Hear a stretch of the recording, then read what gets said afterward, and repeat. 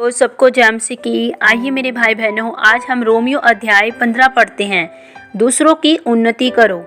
अतः हम बलवानों को चाहिए कि निर्बलों की निर्बलताओं को सहें, न कि अपने आप को प्रसन्न करें। इसे हर एक अपने पड़ोसी को उसकी भलाई के लिए प्रसन्न करे कि उसकी उन्नति हो, क्योंकि मसीह ने अपने आप को प्रसन्न नहीं किया। पर जैसा लिखा है, तेरी निंदकों की निंदा मुझ पर आ पड़ी। जितनी बातें पहले से लिखी गई वे हमारी ही शिक्षा के लिए लिखी गई हैं, कि हम धीरज और पवित्र शास्त्र के प्रोत्साहन द्वारा आशा रखें। धीरज और शांति का दाता परमेश्वर तुम्हें यह वरदान दे कि मसीह यीशु के अनुसार आपस में एक मन रहो, ताकि तुम एक मन और एक स्वर में हमारे प्रभु यीशु मसीह के पिता परमेश्वर की स्तुति करो। सब के लिए सुसमाचार। इसलिए जैसा मसीह ने परमेश्वर की महिमा के लिए तुम्हें ग्रहण किया है, वैसे ही तुम भी एक दूसरे को ग्रहण करो। इसलिए मैं कहता हूँ कि जो प्रतिज्ञाएं बाप दादों को दी गई थी, उन्हें दृढ़ करने के लिए मसीह परमेश्वर की सच्चाई का प्रमाण देने के लिए खतना किए हुए लोगों का सेवक बना, और अन्य जाति भी दया के कारण परमेश्वर की स्तुति करे। जैसे लिखा है, इसलिए मैं जाति जाति में तेरा धन्यवाद करूंगा और तेरे नाम के भजन गाऊंगा। फिर कहा है, हे जाति जाति के सब लोगों, उसकी प्रजा के साथ आनंद करो। और फिर हे जाति जाति के सब लोगों, प्रभु की स्तुति करो। और हे राज्य राज्य के सब लोगों, उसे सराहो। और फिर यशायाह कहता है, यीशु की एक जड़ प्रकट होगी और अन्य जातियों का हाकिम होने के लिए एक उठेगा। उस पर अन्य जातियां आशा रखेगी। परमेश्वर जो आशा का दाता है, तुम्हें विश्वास करने में सब प्रकार के आनंद और शांति से परिपूर्ण करे, कि पवित्र आत्मा की सामर्थ से तुम्हारी आशा बढ़ती जाए। साहस से लिखने का कारण।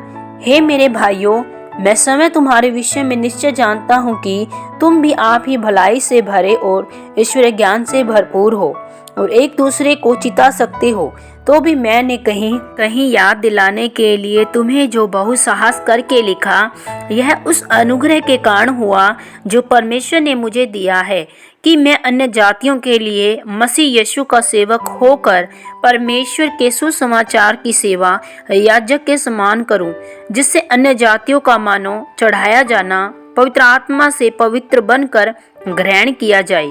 इसलिए उन बातों के विषय में जो परमेश्वर से संबंध रखती है, कि मैं मसीह यीशु में बड़ाई कर सकता हूँ, क्योंकि उन बातों को छोड़ मुझे और किसी बात के विषय में कहने का साहस नहीं, जो मसीह ने अन्य जातियों की अधीनता के लिए वचन और कर्म और चिन्हों और अद्भुत कामों की सामर्थ से और पवित्र आत्मा की सामर्थ से मेरे ही द्वारा किए, यहाँ तक कि मैंने यरूशलेम से लेकर चारों ओर इलुरिकुम तक मसीह के सुसमाचार का पूरा प्रचार किया। पर मेरे मन की उमंग यह है कि जहाँ जहाँ मसीह का नाम नहीं लिया गया, वहीं सुसमाचार सुनाऊं। ऐसा न हो कि दूसरे की नींव पर घर बनाऊं, परंतु जैसा लिखा है वैसा ही हो। जिन्हें उसका सुसमाचार नहीं पहुंचा, वे ही देखेंगे, और जिन्होंने नहीं सुना, वे ही समझेंगे।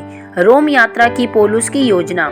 इसलिए मैं तुम्हारे पास आने से बार बार रुका रहा, परंतु अब इन देशों में मेरे कार्य के लिए और जगह नहीं रही, और बहुत वर्षों से मुझे तुम्हारे पास आने की लालसा है। इसलिए जब मैं स्पेन को जाऊंगा तो तुम्हारे पास होता हुआ जाऊंगा, क्योंकि मुझे आशा है कि उस यात्रा में तुमसे भेंट होगी, और जब तुम्हारी संगति से मेरा जी कुछ भर जाए तो तुम मुझे कुछ दूर आगे पहुंचा देना। परंतु अभी तो मैं पवित्र लोगों की सेवा करने के लिए यरूशलेम को जाता हूं, क्योंकि मकिदुनिया और अखाए के लोगों को यह अच्छा लगा कि यरूशलेम के पवित्र लोगों में निर्धनों के लिए कुछ चंदा करे।